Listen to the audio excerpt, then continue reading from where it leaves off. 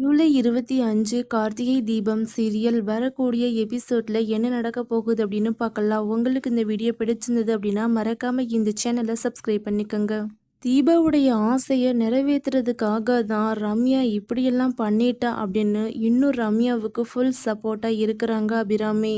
அந்த ஜோசியர் சொன்ன மாதிரியே கடைசி வரைக்கும் தீபாவுடைய கழுத்துல தாலி ஏறவே இல்லையே, அவர் இன்னைக்கு என்ன சொல்ல போறான்னு தெரியலையே அப்படின்னு ரொம்ப பயந்துக்கிட்டே ஜாதகத்தை பார்க்கறதுக்காக மறுபடியும் அந்த ஜோசியரை பார்க்கறதுக்கு தீபாவுடைய அப்பா அம்மா போறாங்க. ஏங்க, நம்ம அந்த ஜோசியரை திரும்ப பார்க்க போற விஷயம் வீட்டில் இருக்கிற யாருக்குமே தெரிய வேண்டாம்.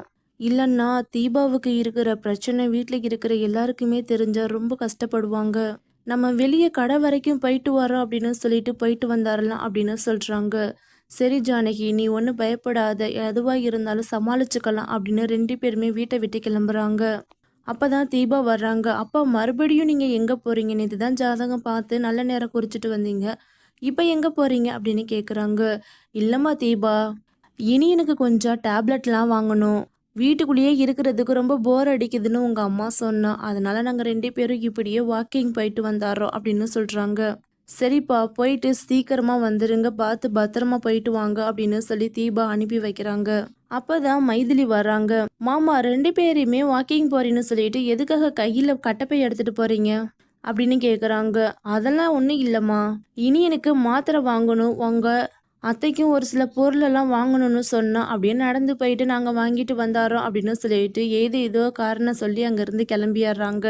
ஜோசியரையும் போய் பார்க்குறாங்க. சாமி, நீங்கள் சொன்ன மாதிரியே கடைசி வரைக்கும் என் பொண்ணு கழுத்தில் தாலி ஏறவே இல்லை, அவளோட கழுத்தில் மறுபடியும் எப்போ தாலி ஏறும் அப்படின்னு கேட்குறாங்க. நான் தான் ஏற்கனவே சொன்னல, உங்கள் பொண்ணு கழுத்தில் இருந்து இறங்கின தாலி இறங்குனது தான், மறுபடியும் அவளோட கழுத்தில் திரும்ப ஏறவே ஏறாது. ஏன்னா அந்த தாலியில தான் அவள் மாமியாருடைய உயிரே இருக்குது. மறுபடியும் அந்த தாலி அந்த பொண்ணு கழுத்தில் ஏறுச்சுன்னா அவங்க மாமியாருடைய உயிர் போயிடும்.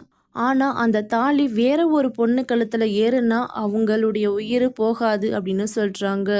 என்ன சாமி, புதுசாக ஒரு கதை சொல்கிறீங்க? எப்படி என் பொண்ணோட தாலி இன்னொரு பொண்ணு கழுத்தில் ஏறும்? இதெல்லாம் நல்லாவா இருக்குது அப்படின்னு கேட்குறாங்க. அதுதான் நடக்க போகுது, அதுதான் விதி. உன் பொண்ணு மஞ்ச கயத்தோட தான் அந்த வீட்டில் இருக்க போறா. உங்களுக்கு புரியுற மாதிரி சொல்லணும்னா, உங்க மாப்பிள்ளைக்கு வப்பாட்டி மாதிரி தான் உங்க பொண்ணு இருக்க போறா. அவரோட கையால கட்டின தாலியை வாங்கிக்கிட்டு அவருக்கு மனைவி அப்படிங்கிற ஸ்தானத்தோட அவர் கட்டின தாலியோட வேற ஒரு பொண்ணு தான் அந்த வீட்டுக்கு மருமகளை அடியெடுத்து வைக்க போறா. அதுதான் விதி, அதை யாராலையும் மாற்ற முடியாது. ஆனால் அவங்க மாமியாருடைய சப்போர்ட்டில் உங்கள் பொண்ணு அந்த வீட்டோட மருமகளாக இருக்க முடியும். உங்கள் மருமகனுக்கு மூத்த மனைவியாக இருக்க முடியும். அவ்வளோதான் நடக்கும். நான் சொன்னது எல்லாமே நடந்து தான் தீரும் அப்படின்னு சொல்கிறாங்க. அதுதான் உங்கள் பொண்ணு மாப்பிள்ளையுடைய ஜாதகத்தில் இருக்குது அப்படின்னு சொல்கிறாங்க. அதை கேட்டுட்டு தீபாவுடைய அப்பா அம்மாவுக்கு பயங்கர ஷாக்கிங்காக இருக்குது. இவ்வளோ நாளாக என் பொண்ணு கஷ்டப்பட்டுக்கிட்டு இருந்தா, இப்போ என்னடான்னா மறுபடியும் இப்படி ஒரு கஷ்டத்தை என் பொண்ணுக்கு கொடுத்துருக்கிறிய கடவுளே அப்படின்னு புலம்பி அழுதுகிட்டு இருக்கிறாங்க.